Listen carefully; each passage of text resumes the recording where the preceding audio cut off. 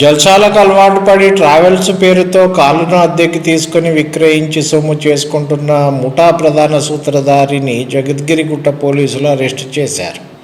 Balanagar DCP Suresh Kumar గురువారం case వివరాలు తెలియజేశారు. ఏపీలోని కోనసీమ జిల్లాకు చెందిన అప్పరి విశ్వఫణీంద్ర బతుకు తెరువు కోసం ఖతార్ వెళ్లి కారు డ్రైవర్గా పనిచేసి తిరిగి వచ్చి జగద్గిరిగుట్టలో నివాసం ఉంటున్నాడు.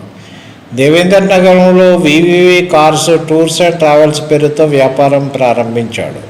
సమీప బంధువులైన చివకల రమణ, జక్కంశెట్టి సత్యనారాయణ, రెడ్డి వెంకటేష్ సహకారంతో తెలిసిన వారి వద్ద కార్లను అద్దెకు తీసుకొని 2-3 నెలల వాయిదాలు చెల్లించిన అనంతరం అద్దె చెల్లించకుండా కాలయాపన చేస్తూ వస్తున్నాడు.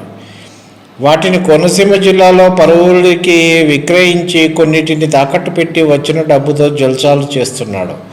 గత ఏడాదిగా 2.5 కోట్ల విలువైన 32 కార్లను పలువురి వద్ద తీసుకుని ట్రావెల్స్ మూసివేసి పరారయ్యాడు. ఓ కారు యజమాని శశిధర్ జనవరి 25న జగద్గిరిగుట్ట పోలీసులకు ఫిర్యాదు చేశాడు. కోనసీమ జిల్లాలో విశ్వఫణీంద్రను అదుపులోకి తీసుకుని పోలీసులు విచారించగా భారీ మోసం వెలుగు చూసింది. మరో 28 మంది వద్ద కార్లను అద్దెకు తీసుకుని వాటిని కూడా విక్రయించినట్టు గుర్తించారు.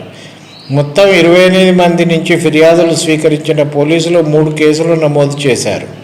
3 ప్రత్యేక బృందాలను ఏర్పాటు చేసి నిందితుడు విక్రయించిన తనఖా పెట్టిన 26 కార్లను స్వాధీనం చేసుకున్నారు. మోసంలో భాగస్వాములుగా ఉన్న చివకల రమణ, జక్కంశెట్టి సత్యనారాయణ, రెడ్డి వెంకటేష్ పరారీలో ఉన్నారు.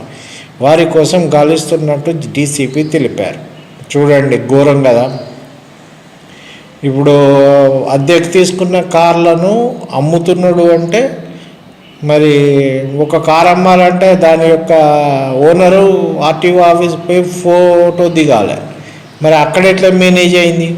అది కూడా అట్లా చేసినటువంటి బ్రోకర్ల మీద కూడా నిఘా పెట్టి వాళ్ళను కూడా లోపలేయాలి. తను చేసిన పని మంచిది కాదు, కానీ తనకు సహకరించిన ఆర్టీఓ ఆఫీస్లో ఉన్నటువంటి సిబ్బంది, బ్రోకర్లు వీళ్ళను కూడా నిందితులుగా చేర్చాలి.